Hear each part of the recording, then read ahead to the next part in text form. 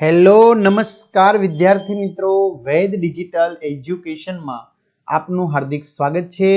આજે આપણે ધોરણ 6 ગુજરાતી પલાસની અંદર છઠ્ઠું ચેપ્ટર રાષ્ટ્રીય શાયર ઝવેરચંદ મેઘાણી, તો વિદ્યાર્થી મિત્રો એનો ભાગ 3 એની આપણે શું જોવાના છે, સરસ મજાની સરળ સમજૂતી જોવાના છીએ। તો ખાસ ચેનલમાં નવા હોય તો ચેનલ સબસ્ક્રાઇબ કરી બાજુમાં બેલ આઇકનને પ્રેસ કરો, જેથી તમને અવનવા વિડીયોની માહિતી મળી શકે, નોટિફિકેશન મળી શકે। અને હા, વિડીયો લાઈક કરો અને તમારા મિત્રો દોસ્તોને તમારે શું કરવાનું છે, શેર કરવાનો છે। એ તો તમે કરો જ છો, જો કે એમને ખ્યાલ જ છે, પણ છતાંય મિત્રો અમારી કેવી ફરજ છે।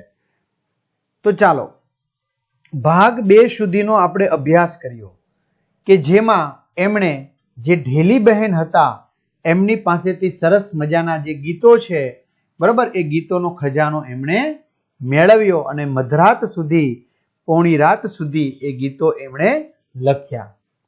ચલો, આવા તો કેટલાય પ્રસંગો છે, બરાબર વિદ્યાર્થી મિત્રો, તમારા જીવનમાં પણ આવા ઘણા બધા યાદગાર પ્રસંગો હોય, તો એમ ઝવેરચંદ મેઘાણીના જીવનમાં પણ આવા ઘણાય પ્રસંગો હતા। વાત કરીએ ઈસવીસન 1928 નો એક પ્રસંગ ખૂબ જ યાદગાર છે। ક્યારનો? 1928 નો। તો 1928 નો એક પ્રસંગ ખૂબ જ યાદગાર છે। કવિ શ્રી દુલાભાયા કાગ, જો આ કવિનું નામ છે, બરાબર, જે આપણે કહીએ છીએ કાગવાણી, તે આ તો કવિ શ્રી દુલાભાયા કાગ સાથે તેઓ ગીરમાં જે તુલસી શ્યામ છે એની નજીક ચારણોના એક નેસ છે, બરાબર, ચારણો જ્યાં રહેતા હોય એ નેસડા જેવું હોય, બરાબર, તો એ નેસ છે ત્યાં ગયેલા। ક્યારે? 1928 આજે કદાચ તમે વિદ્યાર્થી મિત્રો રાજભા ગઢવી છે, બરાબર, એના કદાચ તમે વિડીયો જોયા હોય, બરાબર, તો એ પણ ત્યાં જ આવેલા। એમના પણ જે મકાનો જે છે કાચા, એને નેસ કહેવાય, બરાબર, 5-10 મકાન હોય અને એ માલધારી હોય, સામાન્ય રીતે ગાયો ભેંસો ને એવું રાખતા હોય। તો કવિશ્રી દુલાભાયા કાગ સાથે તેઓ ગીરમાં જે તુલસી શ્યામ છે, જ્યાં ગરમ પાણીના ઝરા આવેલા છે, તો એની નજીક ચારણોનો એક નેસ છે ત્યાં ગયેલા। ત્યાંની હીરબાઈ નામની 14 વર્ષની એક ચારણ કન્યા, કઈ દીકરી છે? ચારણની દીકરી છે, એટલે શું શબ્દ વાપર્યો છે? ચારણ કન્યા, બરાબર। એમનું નામ શું હતું? આ 14 વર્ષની દીકરીનું નામ હીરબાઈ નામનું નામ હતું, 14 વર્ષની। તો આ 14 વર્ષની આ એકલી દીકરીએ પોતાની વાછડીને જે મારનાર, બરાબર, ગાયની જે વાછડી હોય, ઓળકી જેને કહેવાય, બરાબર, હજી બચ્ચાને જન્મ ના આપ્યો હોય અને મોટી હોય, વાછડી કરતા મોટી હોય થોડીક, એટલે ઓળકી કહેવાય।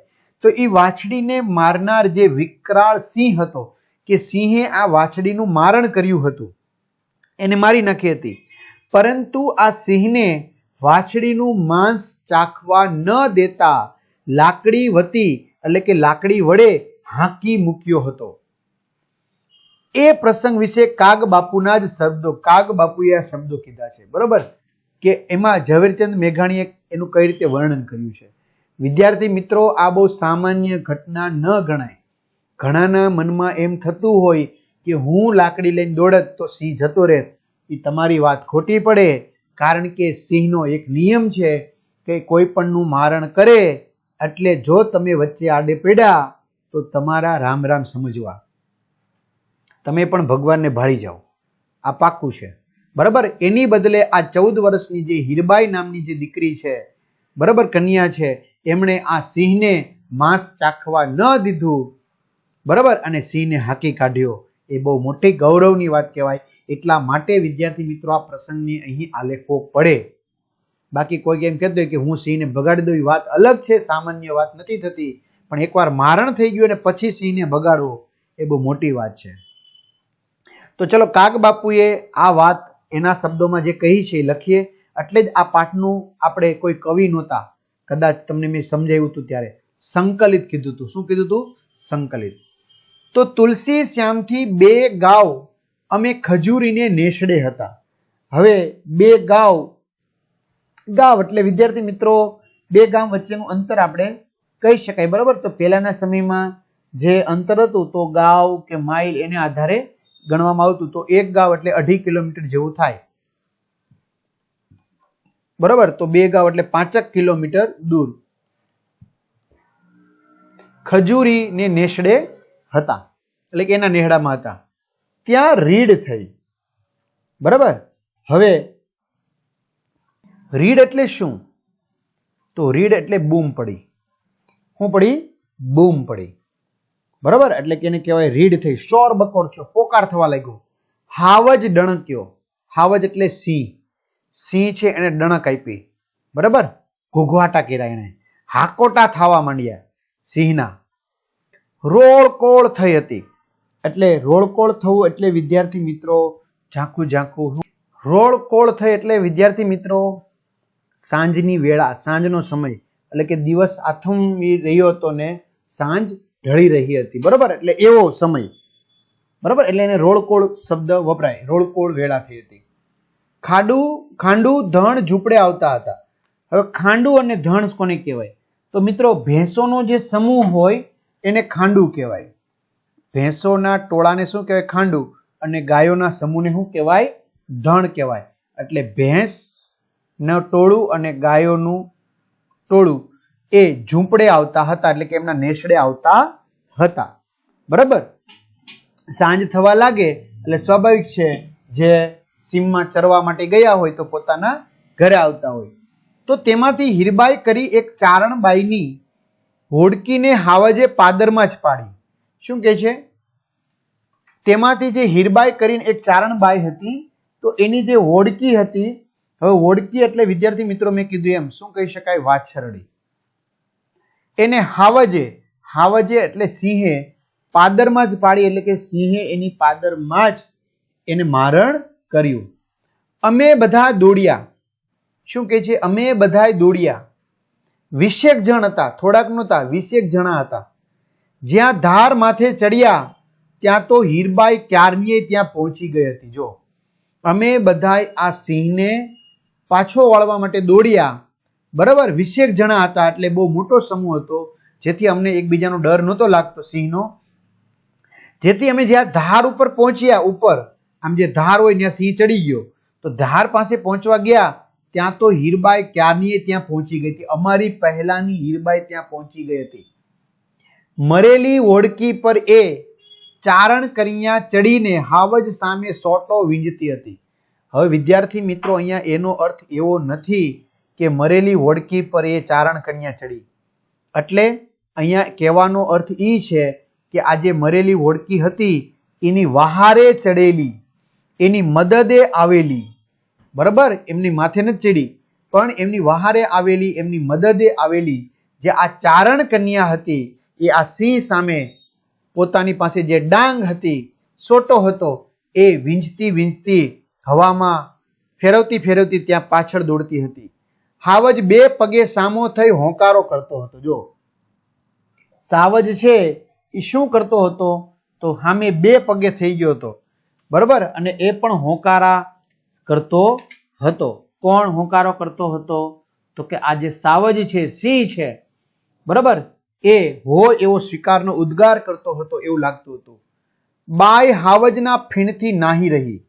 હવે અહીંયા કઈ નાહવાની વાત નથી વિદ્યાર્થી મિત્રો. તો વિદ્યાર્થી મિત્રો અહીંયા કઈ સિંહના ફીણથી કઈ નાહવાની વાત નથી, પણ અહીંયા સિંહ છે, બરાબર, એના મોઢામાંથી સ્વાભાવિક છે વિદ્યાર્થી મિત્રો ફીણ નીકળવા લાગે, કારણ કે એ પણ દોડ્યો હશે, એ પણ હાંફી રહ્યો હશે. બરાબર, અને જાણે કે એ સાવજના ફીણથી નાહી રહી હોય એવી લાગતી હતી. પણ ગાયને ચારણી બાઈએ હાવજને ખાવા ન દીધી. જો પરંતુ આ જે હોડકી હતી એને આ જે ચારણ કન્યા હીરબાઈ હતી એને સિંહને ખાવા ન દીધી, તે ન જ દીધી. એ વખતે ચારણ કન્યા ગીત મેઘાણીભાઈ કાગળ કલમ સિવાય રચીને ગાવા લાગ્યા. વિચાર કરો, એ જ વખતે આ જે ચારણ કન્યા હતી, બરાબર, એમના પરથી મેઘાણીભાઈએ ગીત બનાવી નાખ્યું, અને કાગળ કલમ વગર, એટલે કે કાગળે નહીં, એને લખવા માટેની કલમ નહીં, અને એના વગર એ પોતે જાતે હાથે બનાવીને ગાવા લાગ્યા. એટલે જાણે કે એમનું શરીર જાગી ઉઠ્યું હોય. બરાબર, પોતાના મનની અંદર ઓટોમેટિક આપમેળે એક પછી એક વાક્ય તૈયાર થતું જતું હોય એવી રીતે એ અવાજ નીકળવા લાગ્યો. આંખો લાલ ધ્રમેલ તાંબા જેવી થઈ ગઈ હતી. જો વિદ્યાર્થી મિત્રો, તમે લોખંડને ગરમ કરો કે તાંબાને ગરમ કરો, લાલચોળ ગરમ થઈ જાય, એની જેવી એની આંખો લાલ તાંબા જેવી, એટલે કે એટલું એની અંદર જે શૌર્ય છે એ શૌર્ય જાગી ઉઠ્યું હતું. એ પણ હાવજ તરફ દોડવા લાગ્યા. કોણ? ઝવેરચંદ મેઘાણી. અમે એમને માંડ માંડ પકડી રાખેલા. આવું કોણ કે છે? કાગ બાપુ કે છે. માંડ માંડ પકડી રાખેલા, કારણ કે એની અંદર એટલું જનૂન ચડી ગયું હતું, જોમ ચડી ગયું હતું. એટલે મિત્રો, અમે ભણતા ત્યારે તો આવતું હતું 14 વર્ષની ચારણ કન્યા, પણ જેમ આપણે માયાભાઈ આહિરના જોક સાંભળાય છે ને ખબર પડી છે કે 14 વર્ષની ચારણ કન્યા, બરાબર, જે ગીત છે એ એકદમ શૌર્ય સાથે ગવાતું ગીત છે. પછી એમાં 14 વર્ષની ચારણ કન્યા એવું ગઈએ તો મિત્રો એનું આપણે હાસ્ય કર્યું કહેવાય. એટલા માટે કદાચ આ નીકળી ગઈ છે, પણ આપણે એવી અપેક્ષા રાખીએ સરકારશ્રી પાસેથી કે જ્યારે અભ્યાસક્રમની અંદર આગળના ધોરણોનો અભ્યાસક્રમ બદલાય ત્યારે આ 14 વર્ષની ચારણ કન્યા જે છે એ ગીત મૂકે તો આપની અંદર પણ આ હીરબાઈ જેવા સાહસિકતાના ગુણ આપણી અંદર આવે. વેણીના ફૂલ અને કિલોલ માં બાળકો અને કિશોરો માટે ગીતો આપ્યા છે. જો વેણીના ફૂલ અને કિલોલ એમના કાવ્ય સંગ્રહો છે, એમાં એને કિશોરો માટે અને બાળકો માટે ગીત ગાયા છે. એ બધા ગીતો કોઈને ગમી જાય. જો હર કોઈને ગમી જાય, નાના મોટા, સ્ત્રી પુરુષ યુવાન બધાને ગમી જાય એવા. અને સૌથી વિદ્યાર્થી મિત્રો મહત્વનું, મેઘાણીએ આપેલી અદ્ભુત વાર્તાઓ છે. એમની જે સૌરાષ્ટ્રની રસધાર વિશે કયો ગુજરાતી જાણતો નહીં હોય? સૌરાષ્ટ્રની રસધાર વિદ્યાર્થી મિત્રો, તમને હું જાણ કરું છું કે તમે એકવાર વાંચશો, બરાબર, એક પાઠ બીજો પાઠ, એટલે કે એમાં જે એને એક પછી એક વાર્તાઓ ઉમેરી છે, એક વાર્તા બીજી વાર્તા વાંચશો પછી તમને તો જાણે નશો ચડી જશે કે દરરોજ જ્યાં સુધી એ વાર્તા તમે નહીં વાંચો અથવા તો એક જ સાથે તમે આ બુક પૂરી નહીં કરો ત્યાં સુધી તમને ક્યાંય ચેન નહીં પડે. આ મારો ખુદનો અનુભવ કહું છું વિદ્યાર્થી મિત્રો. હા, કદાચ 1-2માં નહીં ખ્યાલ આવે કારણ કે એ સમયના શબ્દો છે, કદાચ આપણે એ વસ્તુ ન જોઈ હોય એવું બની શકે છે, પણ વિદ્યાર્થી મિત્રો 1-2 વાર્તા વાંચશો એટલે ઓટોમેટિક તમને રસ જાગશે. લોકો પાસે સાંભળીને ભેગી કરેલી આ જે કથાઓ છે, જે ઝવેરચંદ મેઘાણીએ જે વાર્તાઓ ભેગી કરી હતી, જેમ બોલાતી હોય તેમ તેમણે ઉતારીને લખી છે. એટલે કે જેવી રીતે લયમાં આરો અવરો વચ્ચે બોલાતી હોય એવી જ રીતે એને ઉતારેલી છે. એટલે તમે એ વાંચશો તો પણ તમને જાણે કે તમને બોલતા હોય, તમે આ સત્ય હકીકત ઘટના રિયલમાં બોલતા હોય એવું લાગશે. કેટલીક વાર્તાઓમાં પોતાની કલ્પનાનો રંગ ચડાવીને લોકોને ગમે એવી બનાવવાનો પ્રયત્ન પણ એમણે કર્યો છે. જો કેટલીક વાર્તાઓ એવી છે કે પોતે એમાં થોડું ઘણું ઉમેર્યું છે. ઘણા તમે ફિલ્મો જોતા હોય વિદ્યાર્થી મિત્રો, પિક્ચરો કે જે રિયલ ઉપર હોય, રિયલ સ્ટોરી ઉપર, જેમ કે આપને ખબર છે MS ધોની પિક્ચર જે છે એ રિયલ સ્ટોરી ઉપર છે, પણ એકદમ રિયલ સ્ટોરી ન હોય, થોડું ઘણું એમાં એડિટિંગ કર્યું હોય, થોડું ઘણું એમાં કલ્પના ઉમેરી હોય, બરાબર. તો એની જેમ કેટલીક વાર્તાઓમાં પણ એણે થોડું ઘણું પોતે પોતાના જે કંઈ પોતાની આવડત હતી, પોતાની જે બુદ્ધિ હતી એ પ્રમાણે એમાં એણે ફેરફારો કરી અને તમને રસપ્રદ વાર્તા આપવાનો પ્રયત્ન કર્યો છે. જટો હલકારો, હીરબાઈ, આલેખ કરપડો કરવાનું ને આપા શાદુડ, જોગીદાસ ખુમાણ. વિદ્યાર્થી મિત્રો, કાંઈ ઘટે જ નહીં જોગીદાસ ખુમાણનું, બરાબર. આપો રતો, દાના ભગત, સત દેવીદાસ, અમર દેવીદાસ વગેરે બધા સાચકલા હકીકતમાં અને ખમીરવંતા જે પાત્રો હતા કે જે આપણી આંખોમાં પાણી લાવી દેવા, હૈયામાં શૌર્ય જગાડનારા અને રૂવાડા ઊભા કરાવી ન દે તો જ નવાય. વિદ્યાર્થી મિત્રો, આપણા રૂવાડા ઊભા થઈ જાય એવા, કારણ કે જોગીદાસ ખુમાણથી એક સ્ત્રી સામે જ્યારે નજર પડી ગઈ, પોતાની આંખમાં પોતે આ જે મરચાની ચટણી હોય એ ચટણી પોતાની આંખમાં નાખી અને આંખને સજા આપી કે તારાથી આ સ્ત્રીને આ દ્રષ્ટિથી કેમ જોવાય. આવા પાત્રોની મિત્રો એણે સરસ મજાનું જે આ સૌરાષ્ટ્રની રસધાર છે એમની અંદર આ બધા પાત્રોને આલેખ્યા છે. એટલે કે છે બધા સાચકલા અને ખમીરવંતા પાત્રો કે જે આંખોમાં પાણી લાગી દે. આપને એમ થાય કે એ સમયના બહારવટિયા, જે જોગીદાસ ખુમાણ બહારવટિયા હતા, બરાબર, છતાંય બેન દીકરીની આબરૂ જાળવી રાખતા, બરાબર. બેનો દીકરી એ સમયમાં સલામત હતી. અને બહેનો દીકરીઓ એવું કહેતી કે જ્યાં સુધી જોગીદાસ ખુમાણના બહાર વટા છે ત્યાં સુધી આ મલકની, આ વિસ્તારની કોઈ બહેન દીકરીઓ ઉપર ઊની આંચ નહીં આવે. એટલોથી બહેનો દીકરીઓને એના પર વિશ્વાસ હતો. વિદ્યાર્થી મિત્રો વિચાર કરો, કેવા બહાર વટ્યા હશે. બરાબર, એટલે કે છે આંખોમાં પાણી, હૈયામાં શૌર્ય, અને રૂવાડા ઊભા કરી ન દે તો જ નવાય. આંખોના ખૂણા ભીના થઈ જાય. વિદ્યાર્થી મિત્રો, ઉમાશંકર જોશી મિત્ર ભાવે તેમને કહેતા, શું કહેતા કે કયામતને દિવસે તમારી બૂમ પડશે ત્યારે ક્યાં ગયો પેલો લોક સાહિત્ય વાળો એમ પડશે. કયામતને દિવસે એટલે કે જ્યારે તમે તમારું જીવન છે, બરાબર, તમે ઈશ્વર આગળ ધરી દેશો, બરાબર, તો ત્યારે કયામતનો દિવસ એટલે હકીકતમાં મિત્રો ઈશ્વર આગળ ન્યાયનો દિવસ. પણ જ્યારે તમે તમારું શરીર ભગવાનને સોંપી દેશો ત્યારે આ બૂમ પડશે કે ક્યાં ગયો, એટલે કે ઝવેરચંદ મેઘાણી ક્યાં ગયા, ક્યાં ગયો પેલો લોક સાહિત્ય વાળો. બરાબર, ત્યારે હસતા હસતા ઝવેરચંદ મેઘાણી કહેતા એને સામે, શું કહેતા કે એવી જ બૂમ પડે એ મારી અંતરની આકાંક્ષા છે, મારી અંતરની ઈચ્છા છે કે લોકો મને લોક સાહિત્ય વાળો કરીને યાદ કરે. અને વિદ્યાર્થી મિત્રો આજે પણ આપણે યાદ કરીએ છીએ. 9મી માર્ચ 1947, બરાબર, 9મી માર્ચ 1947 વિદ્યાર્થી મિત્રો આમ કહી શકાય કે એમના નસીબમાં થોડુંક ભગવાને છીનવી લીધું હોય એવું મને લાગે છે. કારણ કે 15 ઓગસ્ટના રોજ 1947ના રોજ આઝાદી મળી અને 9 માર્ચ, બરાબર, એટલે કે 5-6 મહિના પહેલા 1947ના રોજ એમણે ભવની નિંદ્રા પોઢી લીધી. એટલે કે આઝાદીના 5 મહિના પહેલા એમણે પોતાની જીવન સૈયા હતી એ સંકેલી લીધી.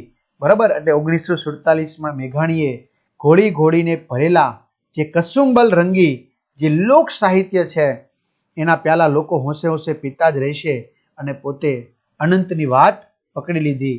કદાચ એના ભાગમાં આ નહીં હોય, બાકી આપણે પાઠની શરૂઆત જ ત્યાંથી કરી હતી, સિંધુડો સિંધુડો, કારણ કે અંગ્રેજોના જે જુલ્મો હતા એમાંથી મુક્ત થવાની વાત હતી. તો આવા હતા વિદ્યાર્થી મિત્રો આપણા રાષ્ટ્રીય શાયર, જેને ગાંધી બાપુએ બિરુદ આપ્યું હતું, એને રાષ્ટ્રીય શાયર ઝવેરચંદ મેઘાણી. એને રણજીત રામ સુવર્ણ ચંદ્રક એવોર્ડ 1928ની આસપાસ લગભગ આઈ થિંક આપવામાં આવ્યો હતો.